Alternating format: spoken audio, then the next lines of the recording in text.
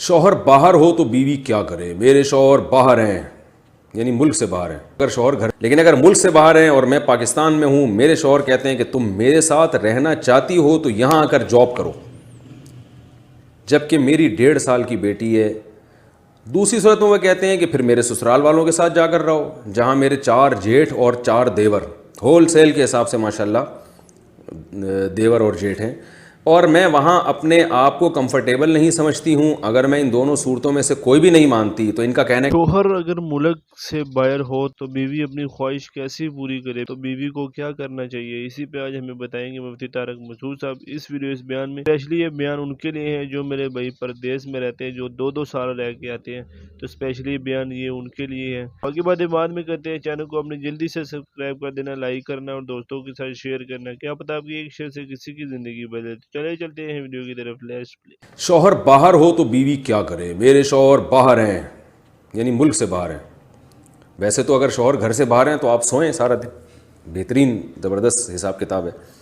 लेकिन अगर मुल्क से बाहर हैं और मैं पाकिस्तान में हूँ, मेरे शौहर कहते हैं कि तुम मेरे साथ रहना चाहती हो तो यहाँ आकर जॉब करो, जबकि मेरी 1.5 साल की बेटी है। दूसरी सूरत में वो कहते हैं कि फिर मेरे ससुराल वालों के साथ जाकर रहो, जहाँ मेरे 4 जेठ और 4 देवर, होल सेल के हिसाब से माशाल्लाह देवर और जेठ हैं, और मैं वहाँ अपने आप को कंफर्टेबल नहीं समझती हूँ। अगर मैं इन दोनों सूरतों में से कोई भी नहीं मानती तो इनका कहना है कि ताल्लुकात ख़त्म कर दिए जाएँ, और बेटी का उन्हें कोई भी ख्याल नहीं है। इस सूरत में मुझे क्या करना चाहिए। मैं इनका नाम नहीं ले रहा, खामखा में किसी के ज़ाती हालात सबके सामने आ जाते हैं। फिर किसी खातून ने ये पूछा है, भाई देखें मसला ये है कि शौहर जहाँ रहता हो तो शौहर को ऊपर लाजिम है कि बीवी को वहीं रखे वो, और ये कहना कि मैं यहाँ अफोर्ड नहीं कर पाता, तुम जॉब करो यहाँ पे, तो ये भी नाजायज़ मुतालबा है। बीवी पर लाजिम नहीं है कि शौहर की इस बात को माने, बल्कि बेहतर है कि ना माने, अफजल है कि ना माने, क्योंकि इस्लाम में औरत का घर से बाहर निकलना, ये जॉब करने के लिए, ये जब तक ज़रूरत ना हो इसको पसंद नहीं किया गया। तो आप जब मैरिड हैं, शादीशुदा हैं, तो आपको खिलाना पिलाना ये आपके शौहर की ज़िम्मेदारी है।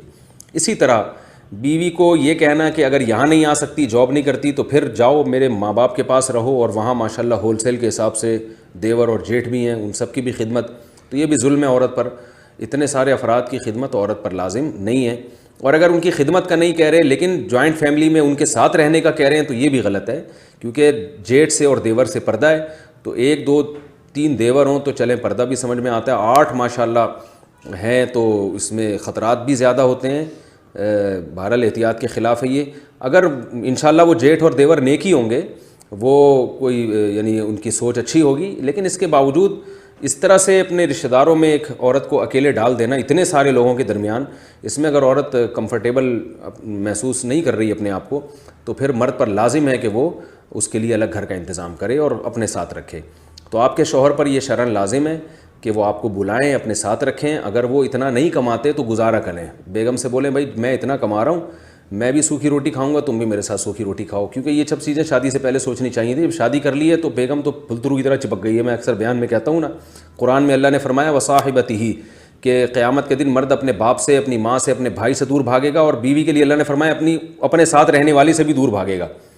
तो साथ रहने वाली का लफ्ज़ अल्लाह ने इस्तेमाल किया, तो पता चला कि जब निकाह हो गया तो बेगम तो अब चिपक गई है फुलतरू की तरह आपके साथ, अब वो साथ रहेगी। अब आपकी तनख्वाह कम है, ज़्यादा है, आपने उसको उसी तरह खिलाना है।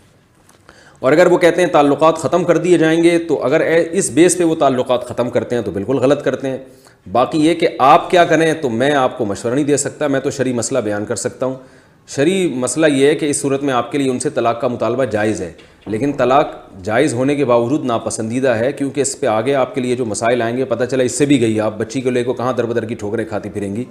तो something is better than nothing वाले फार्मूले पर अमल करके आप गुजारा चलाएँ। और अगर डिवोर्स का मुतालबा करती हैं शौहर से, तो मुतालबा की हद तक ये जायज़ है, मगर बहरहाल मैं इसका मशवरा नहीं दे सकता आपको। जैसा कि दोस्तों मुफ्ती तारक मसूद साहब ने इस वीडियो इस बयान में बता दिया कि जो सा शौहर है वो मतलब अपनी बीवी को साथ ही रखे, और इसके अलावा जो सा बीवी से जॉब करवाना ये भी कहते हैं ये नाजायज़ है, हराम है। तो ये अगर जब तक उनकी मतलब कोई मजबूरी ना हो तो वो जॉब वगैरह नहीं कर सकती। हाँ, जब कोई मजबूरी हो तो फिर वो कर सकती है। और इसके अलावा जो सा मुफ्ती साहब ने बताया कि जब औरत का निकाह हो जाता है मर्द के साथ, تو پھر جب مرد کا نکاح ہو جاتا ہے عورت کے ساتھ تو پھر مرد کے ساتھ وہ چپک جاتی ہے، پھر وہ اپنے آپ سے دور نہیں کر سکتا۔